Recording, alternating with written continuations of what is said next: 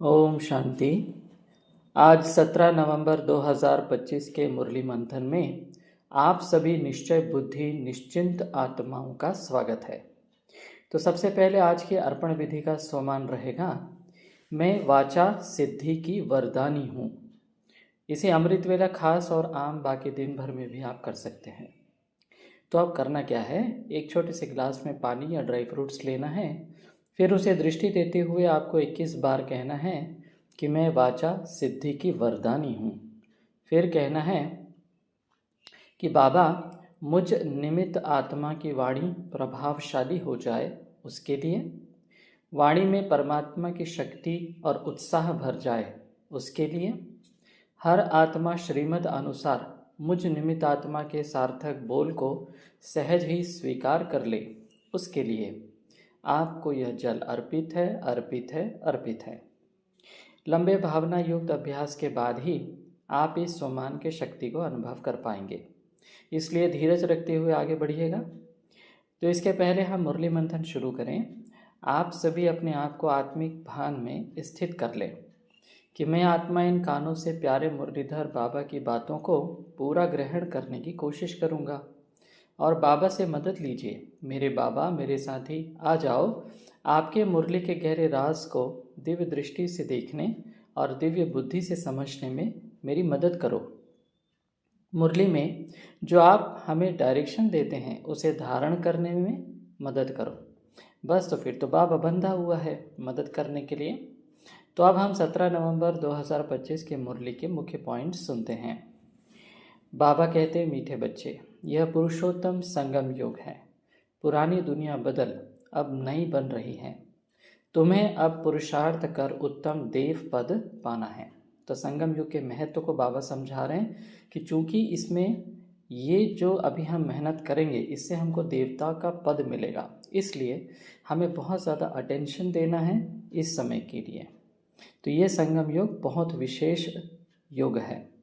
आगे बाबा कहते हैं, मीठे बच्चे, सर्विसेबल बच्चों की बुद्धि में सदैव याद रहता कि धन दिए धन न घोटे, इसलिए वह रात दिन नींद का भी त्याग कर ज्ञान धन का दान करते रहते हैं, थकते नहीं। लेकिन अगर खुद में कोई अवगुण होगा तो सर्विस करने का भी उमंग नहीं आ सकता है। तो आमतौर पर हम जब ज्ञान में चलते हैं और ज्ञान सुनाते हैं तो हमें निमित्त बनाकर बाबा कई नई आत्माओं को निकालते हैं। लेकिन धीरे धीरे हम जिनके निमित्त बनते हैं उनके साथ लौकिक संबंधों की शुरुआत कर देते हैं और रूहानियत कहीं गुम हो जाता है। साथ में बैठकर खाना खाना, घर में जाकर उनसे बात करना, अकेले मिलना, उनके साथ ही मधुबन जाना और यदि वो ना जाए तो खुद भी नहीं जाना, और भी कई ऐसे कार्य होते चले जाते हैं। इससे हमारी अवस्था धीरे धीरे डाउन हो जाती है। हमें एक बात बहुत अच्छे से बुद्धि में बिठाना है कि हम अकेले परमधाम से आए थे और अकेले ही जाना है। कोई जल्दी जाएगा तो कोई लेट जाएगा।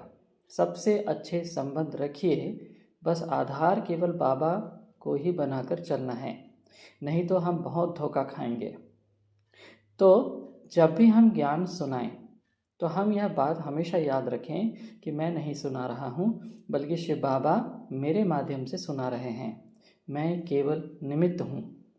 तो जिनके भी आप निमित्त बनेंगे उनके साथ किसी भी तरीके से बुद्धि का कोई लगाव झुकाव नहीं होगा और आप न्यारे और प्यारे रहकर अंत काल तक सेवा कर पाएंगे, नहीं तो बीच में ही फंस जाएंगे और ज्ञान से विमुख हो जाएंगे। आगे बाबा कहते हैं, मीठे बच्चे, संगम युग को कम से कम 100 वर्ष तो चाहिए ना, सारी नई दुनिया बननी है। इसलिए बाबा कहते हैं, मीठे बच्चे, तुम बच्चों को तो रात दिन सर्विस में लग जाना चाहिए, नींद हराम कर देनी चाहिए। बाप का परिचय मिलने से मनुष्य धड़के बन जाते हैं। तुम किसको भी पैगाम दे सकते हो, तुम्हारा ज्ञान तो बहुत ऊंचा है। बोलो, हम तो एक को ही याद करते हैं। क्राइस्ट की आत्मा भी उनका बच्चा थी, आत्माएं तो सब उनके बच्चे हैं। वही गॉडफादर कहते हैं कि और कोई भी देहधारियों को मत याद करो, तुम अपने को आत्मा समझ मामेकम याद करो, तो विक्रम विनाश हो जाएंगे, मेरे पास आ जाएंगे। मनुष्य पुरुषार्थ करते ही हैं घर जाने के लिए, परंतु जाता कोई भी नहीं। देखा जाता है बच्चे अभी बहुत ठंडे हैं, इतनी मेहनत पहुंचती नहीं, बहाना करते रहते हैं। इसमें बहुत सहन भी करना पड़ता है। धर्म स्थापक को कितना सहन करना पड़ता है। क्राइस्ट के लिए भी कहते हैं उनको क्रॉस पर चढ़ाया। तुम्हारा काम है सबको संदेश देना।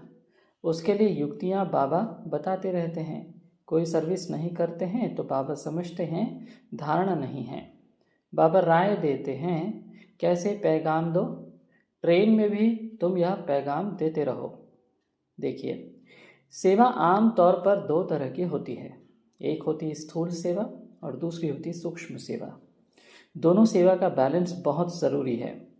आजकल हम सभी स्थूल सेवा में इतने बिजी हो जाते हैं कि सूक्ष्म सेवा अर्थात मनसा सेवा की तरफ ध्यान नहीं रह पाता। इसलिए बाबा ने ट्रैफिक कंट्रोल बनाया और हर घंटे 1 मिनट का फुल स्टॉप लगवाया। अमृत वेला और नुमा शाम भी बनवाया, जिसमें हम खास स्थूल सेवा से शांत हो पाते हैं और शरीर को स्थिर करके हम केवल बाबा से जुड़ने का प्रयास करते हैं।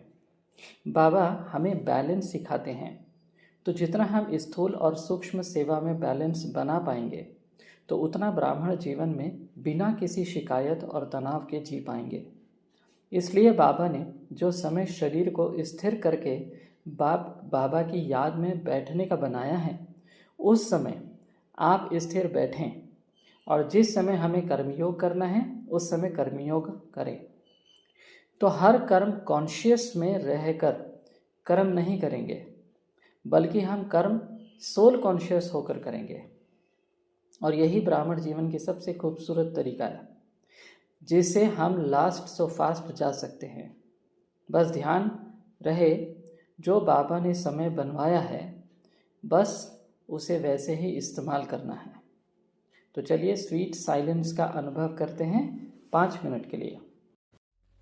ओम शांति। Sweet silence.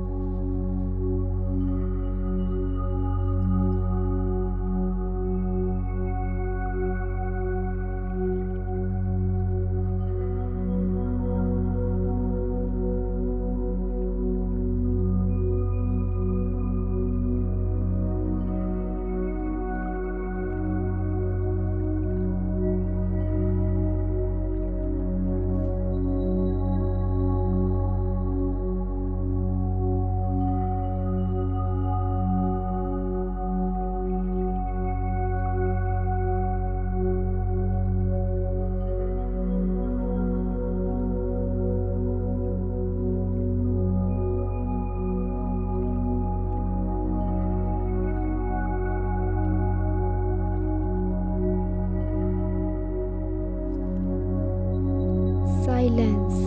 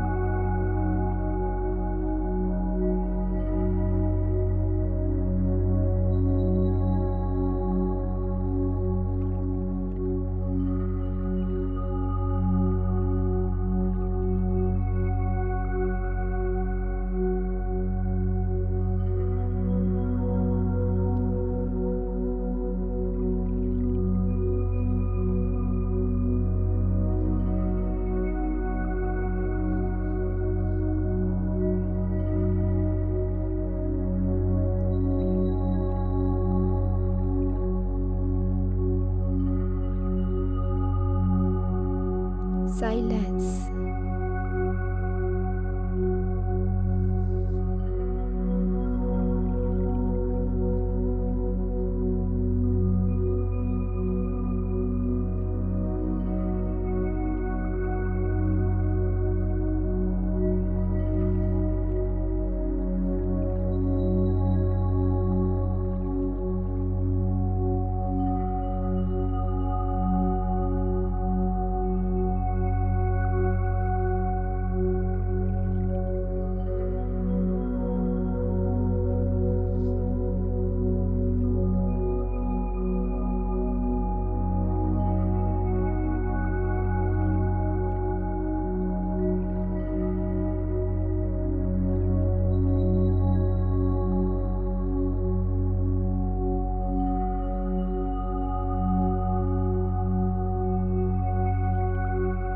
बाबा कहते हैं, बाबा सेवा की युक्ति बताते हुए कहते हैं, मीठे बच्चे, यात्राओं पर भक्त ही जाते हैं।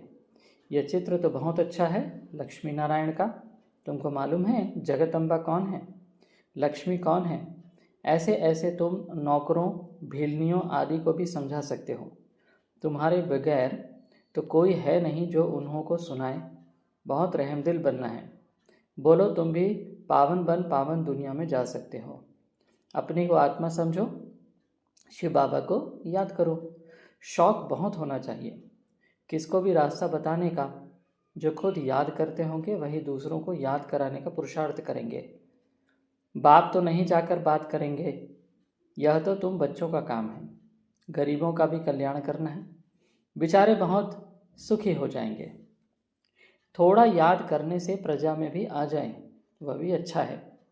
यह धर्म तो बहुत सुख देने वाला है, लेकिन हमें बहुत सावधान रहना है, क्योंकि आजकल तमोप्रधान युग के कारण किसी पर भी ज़्यादा भरोसा नहीं किया जा सकता। इसलिए जिन्हें भी ज्ञान से जोड़ना है, उन्हें बाबा के जो सेंटर्स बने हैं उनके माध्यम से ही जोड़िए। अपने आप से पर्सनल रूप में मत जोड़िएगा। बाबा ने इतने सारे नंबरवार बहनों को सेंटर में समर्पित करवाया है, भले वो कैसे भी हों, लेकिन हर संभव हमें सेंटर से ही जोड़कर सेवाएं करनी चाहिए। ये हमारी सेफ्टी के लिए बहुत बहुत ज़रूरी है। हमें ध्यान रखना है कि वो शिव बाबा का सेंटर है, किसी मनुष्य का नहीं, और अंत काल में हमारे सेफ्टी के लिए ही बाबा ने उसे बनवाया है। आगे बाबा वरदान देते हुए कहते हैं, मीठे बच्चे, कल्याणकारी बाप और समय का हर सेकंड लाभ उठाने वाले निश्चय बुद्धि निश्चिंत भव। जो भी दृश्य चल रहा है उसे त्रिकालदर्शी बनकर देखो। हिम्मत और उल्लास में रह स्वयं भी समर्थ आत्मा बनो और विश्व को भी समर्थ बनाओ। स्वयं के तूफानों में हिलो मत, अचल बनो। जो समय मिला है, साथ मिला है, अनेक प्रकार के खजाने मिल रहे हैं, उनसे संपत्तिवान और समर्थिवान बनो। सारे कल्प में ऐसे दिन फिर आने वाले नहीं हैं, इसलिए अपनी सब चिंताएं बाप को देकर निश्चय बुद्धि बन सदा निश्चिंत रहो। कल्याणकारी बाप और समय का हर सेकंड लाभ उठाओ। इसी कारण इस ग्रुप के माध्यम से जो अर्पण विधि सिखाई जाती है वो बहुत विशेष विधि है। उसे अलग अलग तरीके से, अच्छे तरीके से आप इस्तेमाल कर सकते हैं। बस हमारी रचनात्मकता यानी क्रिएटिविटी हमारी जितनी ज़्यादा अच्छी रहेगी, उतना ही अर्पण विधि को अलग अलग अंदाज में करके आप फ़ायदा ले सकते हैं। बाबा अशरीरी व विदेही स्थिति का अभ्यास करते हुए कहते हैं, मीठे बच्चे, विदेही बनने की विधि है बिंदी बनना। अशरीरी बनते हो, कर्मातीत बनते हो, सबकी विधि बिंदी है।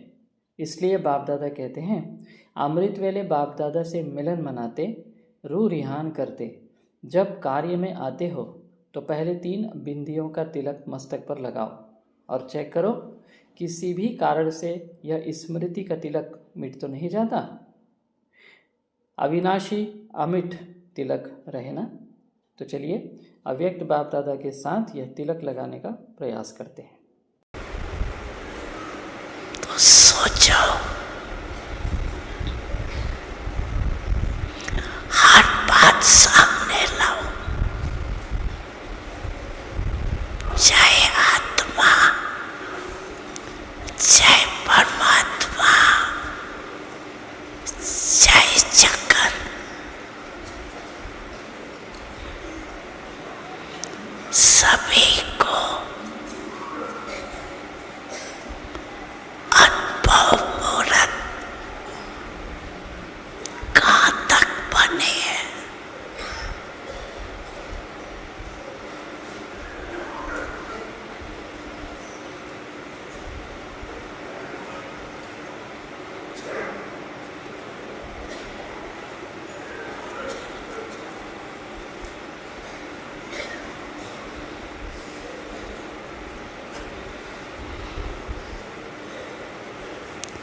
अच्छा, अभी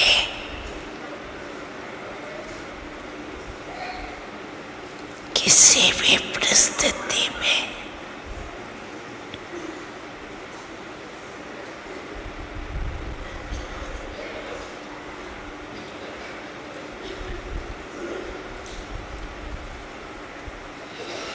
स्वस्थिति